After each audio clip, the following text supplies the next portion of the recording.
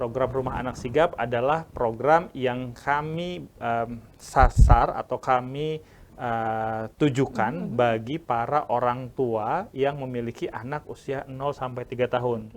Kita punya 3 hal yang ingin kita pastikan, yaitu penurunan prevalensi stunting, kemudian peningkatan kualitas pengasuhan, dan peningkatan kualitas pendidikan anak usia dini. Dengan pendidikan yang berkualitas tentunya semua orang bisa menjadi apa yang mereka inginkan.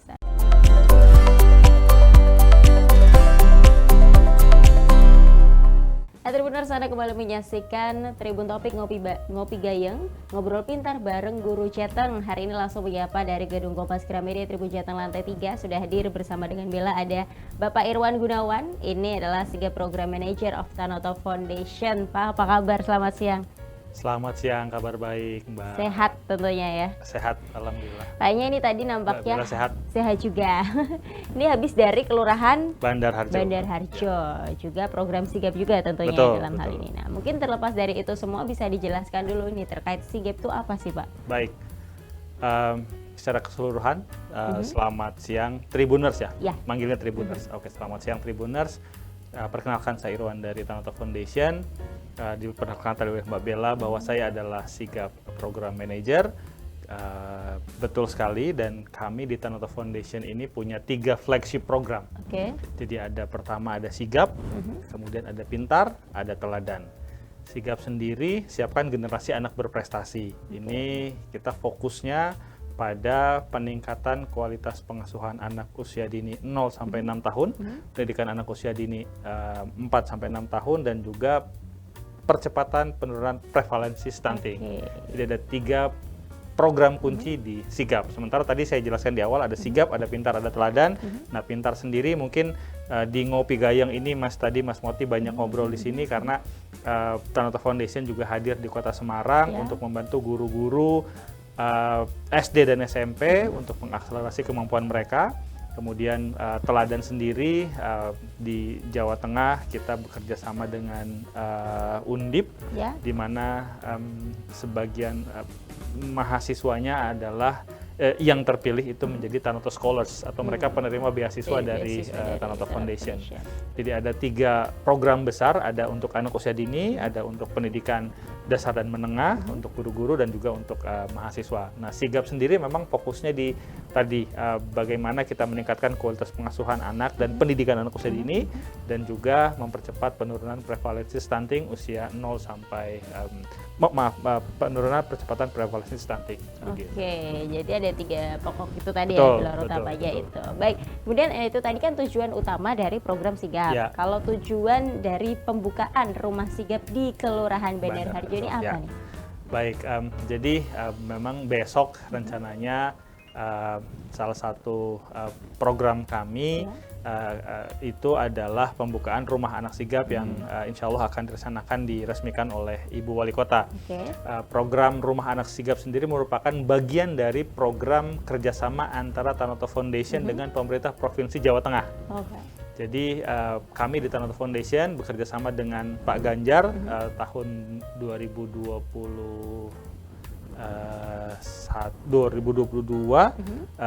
itu menandatangani MOU antara Tanoto Foundation dengan pemerintah Provinsi Jawa Tengah untuk program percepatan penurunan prevalensi stunting di 3 kabupaten dan 1 kota.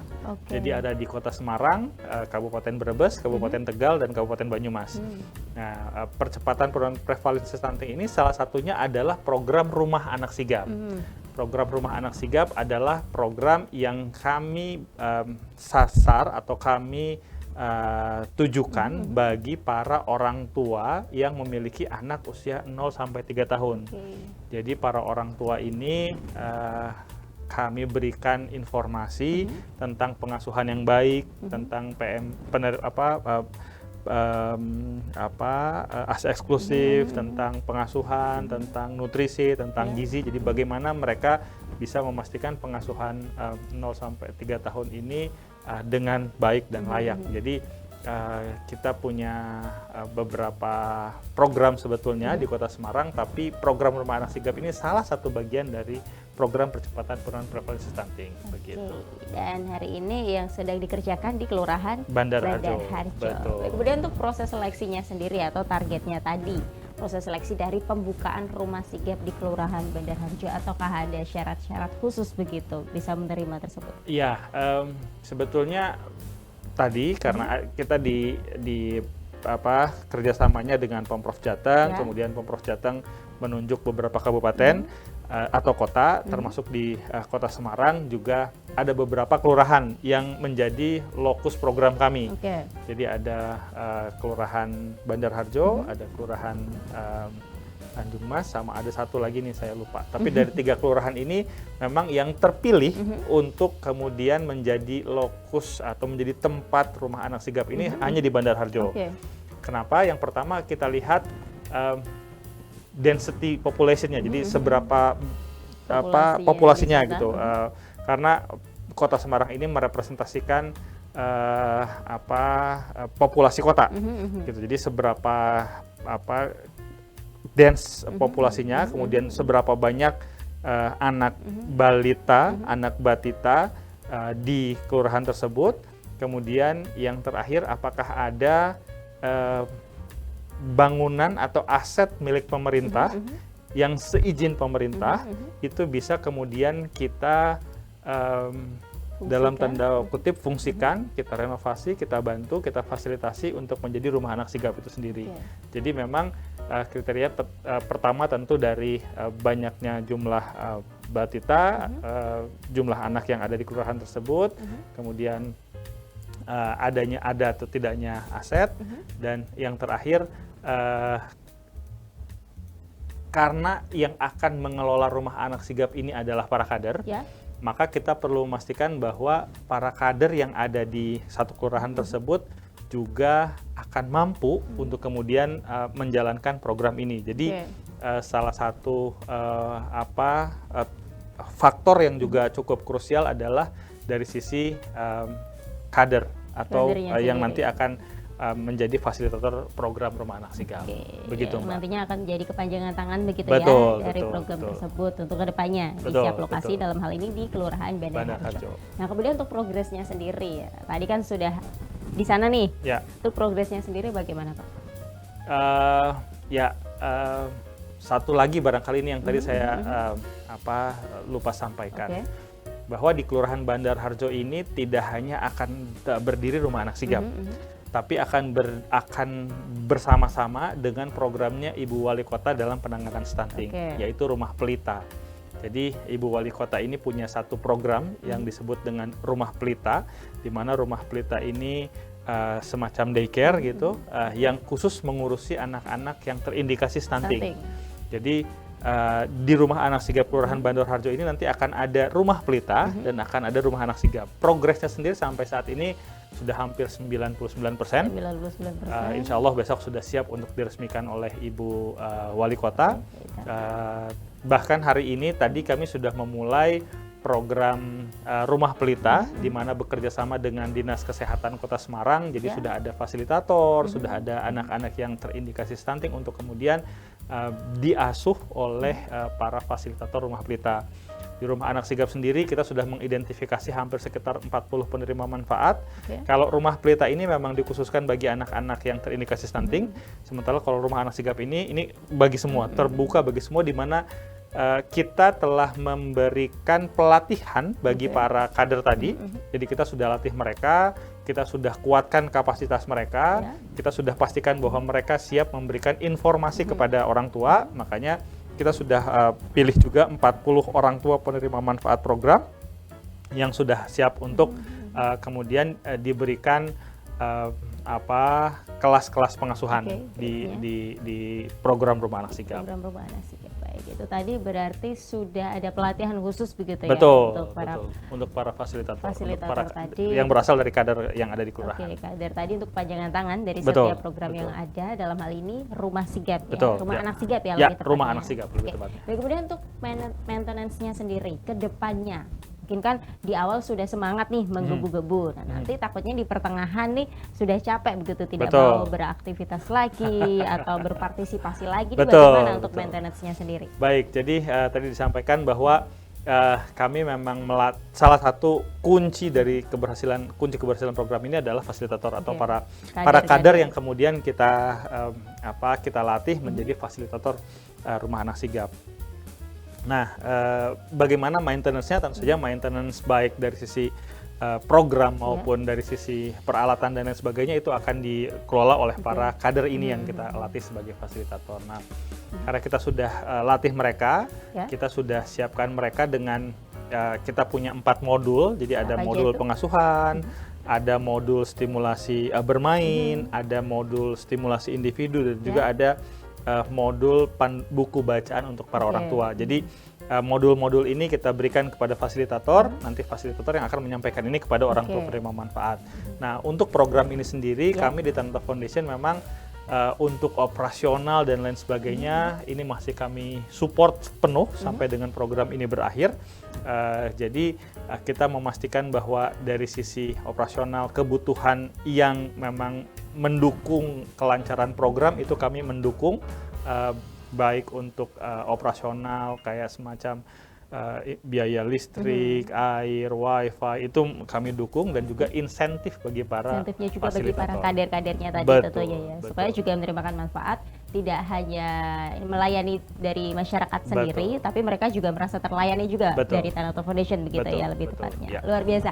Kemudian ini tentunya rencana melibatkan masyarakat, selain tentunya kader-kader tadi yang sudah dipilih, sudah dilatih juga, masyarakat di sekitar atau mungkin stakeholder terkait bagaimana? Ya, tentunya dari sisi program kita bekerja sama dengan kelurahan. Jadi kami melatih kader ini atas rekomendasi dari kelurahan. Kami kumpulkan, pertama kita lakukan sosialisasi kepada para kader. Kita sosialisasikan mengenai program ini, kemudian dari kader yang ada kita pilih kurang lebih sekitar 12 orang fasilitator, kemudian dari 12 orang ini kita latih dan kita seleksi, terpilihlah 5 orang kader. Nah, itu dari sisi bagaimana kita memilih kader. Karena kita bekerja sama dengan kelurahan, tentu saja kita juga bekerja sama dengan stakeholder, baik dari sisi organisasi perangkat daerah atau OPD maupun organisasi yang ada di masyarakat. Jadi selain dengan kelurahan, kita juga bekerja sama dengan RW setempat, dengan tokoh masyarakat, dengan tokoh-tokoh setempat. Jadi karena yang kita yakini bahwa program ini tidak akan berjalan kalau hanya dari kami yang menjalankan program ini. Tapi perlu ada buy-in dari masyarakat, dan alhamdulillah dengan sosialisasi yang cukup baik kepada masyarakat, kemudian masyarakat setempat di Bandar Harjo, kemudian kepada OPD,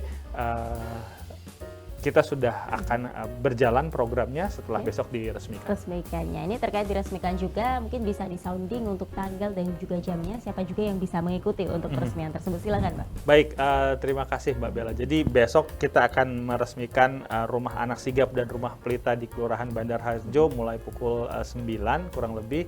Kemudian tentunya ini karena kita ini bekerja sama atau bermitra dengan organisasi perangkat daerah. Nah, sebagai pemilik program, Tanoto Foundation juga perlu punya mitra, dan mitra kami adalah saat ini di Kota Semarang Dinas Pengendalian Penduduk, Keluarga Berencana dan Perlindungan Anak, betul, BKKBN, juga bekerja sama dengan Dinas Kesehatan Kota, bekerja sama juga dengan Bapeda, dan undangan untuk besok dikeluarkan langsung oleh Sekretariat Daerah. Jadi semua organisasi perangkat daerah akan hadir, kemudian masyarakat setempat juga akan hadir, penerima manfaat, kemudian para kader juga akan hadir. Oke, semoga acaranya lancar ya besok ya Pak. Dan siap, juga hasilnya, bonusnya pun juga selesai dengan baik juga. Terima kasih banyak. Tadi kan sudah 99%, berarti tinggal besok aja nih ya. Betul, tinggal besok aja. Ini tentunya harapan atau inovasi ke depan yang disampaikan Tanoto Foundation apa?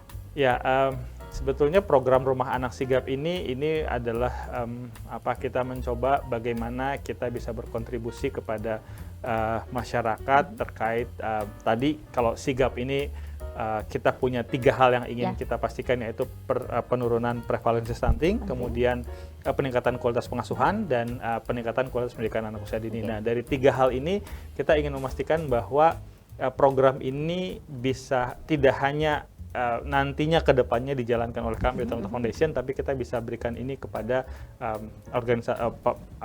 kabupaten lain, stakeholder lain, dan sehingga program ini bisa diadaptasi, bisa diadopsi, bisa direplikasi, dan dimanfaatkan menjadi contoh bagi kelurahan-kelurahan lain atau kabupaten-kabupaten lain. Harapannya adalah kami selalu yakin di Tanoto Foundation bahwa pendidikan yang berkualitas ini akan memperluas kesetaraan peluang. Jadi hal ini selalu ditekankan oleh founder kami, Bapak Sukanto Tanoto, di mana beliau tidak menyelesaikan pendidikan, tapi beliau berhasil membangun beberapa unit bisnis yang tidak hanya di Indonesia, tapi juga di China, di Singapura, di Brazil, sehingga beliau sangat percaya bahwa pendidikan ini membuka kesempatan peluang bagi semua orang. Oleh karena itu, Tanoto Foundation sangat yakin dengan moto tadi bahwa pendidikan bisa membuka peluang bagi banyak pihak. Peluang, ya? Betul. Jadi itu yang ingin selalu kita sampaikan. Dengan pendidikan berkualitas tentunya semua orang bisa menjadi apa yang mereka inginkan. Biasa. Berkat juga dari Tanoto Foundation begitu ya.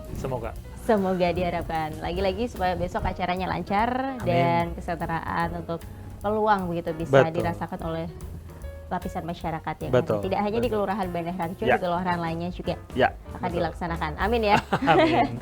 Oke, langsung tulis kita mau sounding bareng-bareng tagline dari Tanoto Foundation terkait tadi untuk pendidikan berkualitas mempercepat kesetaraan peluang. Ready, Pak? Bareng-bareng ya? Oke, bareng-bareng. Oke, siap. 1, 2, 3, Tanoto Foundation. Pendidikan berkualitas mempercepat kesetaraan peluang. Sekali lagi terima kasih untuk waktunya di Tribun Topik hari ini. Sehat selalu, program kerjanya juga lancar. Selamat melanjutkan agenda selanjutnya, Bapak. Terima kasih. Assalamualaikum warahmatullahi wabarakatuh. Baik, Tribuners, demikian untuk Tribun Topik Ngopi Gayeng hari ini. Saksikan terus only on YouTube channel Tribun Jateng. Don't forget to subscribe, like, comment, and share this video. And then turn on notification bell to find out more all about Tribun Jateng. Saya Bella Mokil segenap kru yang bertugas pamit undur diri. Salam pendidikan dan salam Tribun.